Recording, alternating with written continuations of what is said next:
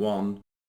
Come on! Get in, lad! Get up, Sunderland! Away the lad! Get in! 5-0. Get in! Hi guys, and welcome to the Sunderland vs Southampton match review. Wow, that hit hard, that one. It's been a while, hasn't it? It's been a very long time since I've done that intro. Hit the like button, because the reviews are back, baby. The reviews are back, and we are back with a bang. 5-0. Who could have predicted that? Not me. I made an absolute tit of myself on Twitter. First thing this morning, I literally said I can feel a massive defeat coming today. And I think a lot of us could feel the same, given we weren't starting a striker. We were playing Abdullah Bar as a winger, which initially, until today, we'll speak about this after, I wasn't too happy seeing Abdullah Bar as a winger, particularly when we have a winger on the bench. So I was predicting the worst. No one could have predicted what happened during that 90 minutes. Not one. If any of you out there say you predicted a Sunderland 5-0 win, well, you're just full of shit.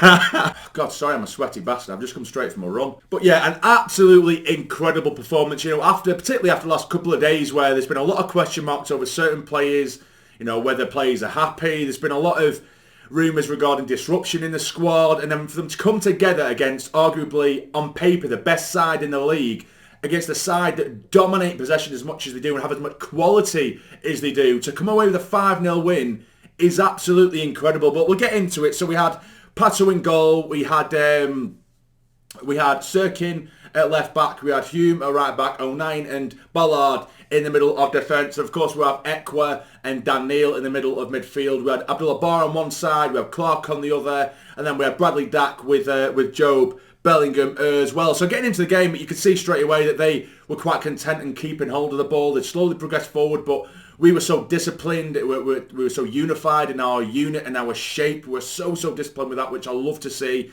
You know, and it forced them to sort of, yeah, it was great having, you know, we've seen it before. It's all well and good having 70% possession, 80% possession, but if you can't do out with it, then it's pointless. And that's exactly what was happening with Southampton. So they stroll the ball around from left to right, ping the ball here, there and everywhere, and then it just, you know, there, you know, number 9, let's say, for example, Armstrong enough to come deep for it, then he just give it straight back. And they weren't really creating too many chances, just the odd little sort of scramble here and there, and then shots from distance, which weren't really going their way, which, you know, a little bit of luck on our side in that sense. But literally 57 seconds into the game, they're coming forward, we nick it off them on the break. We could see, and it happened even after, they didn't even learn from this. But every time we broke, they had no one at the back, no one. They overcommit so much going forward. So we had Troy Hume on the right-hand side with acres of space. He puts in one of the best balls you'll see this season. It was filthy. It was delicious. It was sexy, some might say. And yeah, I'm sorry, I'm so excited, clearly.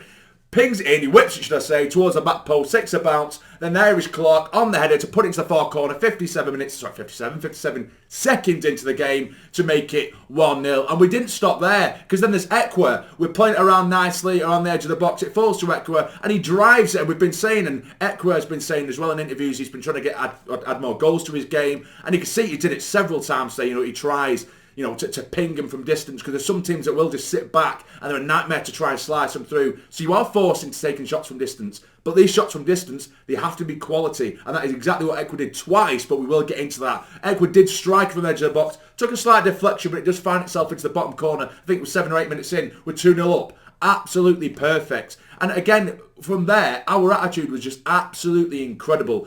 Don't get me wrong, we won 5-0 and I come away still living with that fucking referee. Ridiculous. Literally, he was living by the motto of, you know, when in doubt, give it to Southampton. It was unbelievable. There was one time that 09 got booked, right? There was a free kick in the sort of just inside our half. And 09, he was obviously over the ball, because that's where the free kick was going to be given. And then he's literally trying to move away from the ball.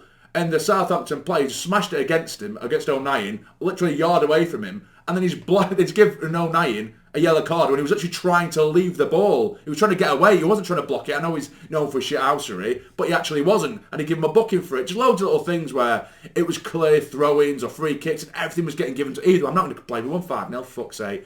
So 2-0, we managed to hold on to it. And we just looked so threatening, like I say, at the back. We looked absolutely outstanding, so disciplined and structured, which I love to see. Sorry, there was a third, and it was Ekwa. Again, there was a mistake from Holgate at the back, and 25 yards out, Ekwa catches the keeper off guard, really, but he had some power behind it, and he just curled it into that bottom right-hand corner from an angle. He's fizzed it. Oh, it's a beautiful effort. You need to see it. The keeper makes a bit of a mess of it. He goes underneath him, but it was such a clever effort because he's curled it. It looks like he's going to put it in the box, but instead it's sort of like an in-swinging shot to the bottom right-hand corner on the right-hand side of the box. Didn't expect it. It goes in. 3-0. Absolutely outstanding. And now I know it's going to be difficult anyway going into a second half like this for Southampton, but I feel like you can tell an intent and where the players' heads are from a kick-off. And I know it sounds daft, particularly when you go into the second half, but the way they kicked off for that second half, it looked like they'd already just conceded their fifth.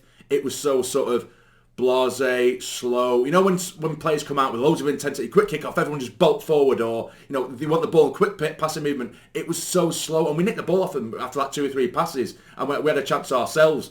And we quickly made it 4, and it was Brantley Tillery as well. We get it to the byline, get it across goal. I think it eventually found Barr, who drives it back across goal a second time, and there's Dak to get his first for the club.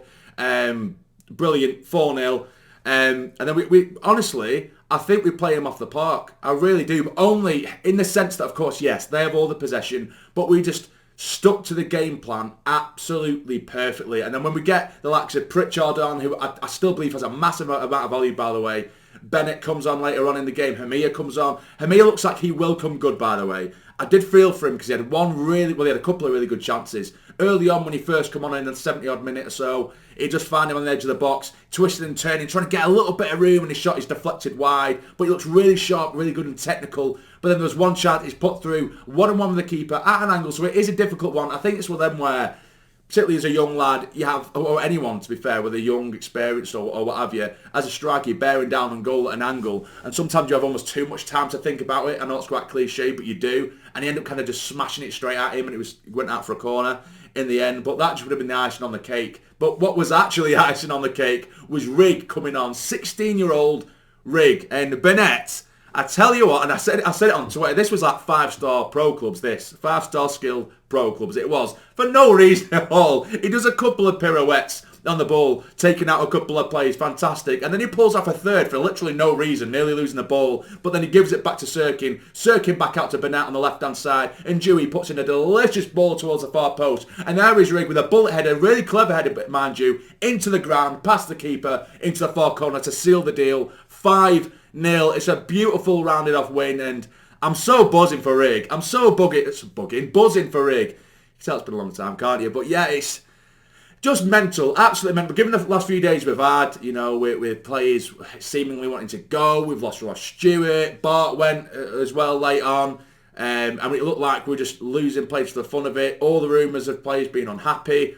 To then go against this kind of team and then win 5-0 in front of the home fans, you can't ask for much more. The only thing, like I said, that would have made it absolutely perfect is getting Hamir a goal, because I really want that lad to get himself a goal. We need to get behind him. He's 19 years of age, and I think he will come good, because he does look very, very good. He does look good, but once he gets that first goal, I think he'll get a string. But yeah, amazing, absolutely amazing. I'm buzzing. My man of the match will be Ekwa.